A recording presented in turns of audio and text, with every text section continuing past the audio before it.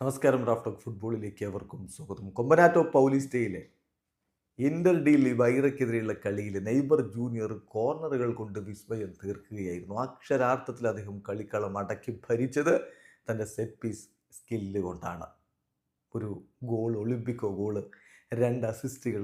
Neymar junior പൊളിച്ചടുക്കിയ മത്സരത്തിലെ കണക്കെടുപ്പിലേക്ക് നമ്മൾ പോയാൽ അദ്ദേഹം ഇന്നലെ കളിയിൽ 92 ടച്ചുകൾ, ഒരു ഗോളും 2 അസിസ്റ്റും അദ്ദേഹത്തിൻ്റെ ഭാഗത്ത് നിന്ന് വന്നു. അതുപോലെ 8 കീ പാസുകൾ, 60 പാസുകൾ കൊടുത്തതിൽ 54 എണ്ണം ആക്യുറേറ്റ്, 17 ഡ്യുവൽസിൽ 6 എണ്ണമാണ് വിൻ ചെയ്തത്. 4 തവണ അദ്ദേഹത്തെ ഫൗൾ ചെയ്യപ്പെട്ടു. അദ്ദേഹത്തിന് sofascore.com നൽകിയ റേറ്റിംഗ് നോക്കുക, 9.6 ആണ്. സാന്റോസിനെ വിജയപഥത്തിലേക്ക് എത്തിച്ചു, അടുത്ത റൗണ്ടിലേക്ക് ക്വാളിഫൈ ചെയ്യിച്ചു നെയ്മർ ജൂനിയറുടെ പ്രകടനം.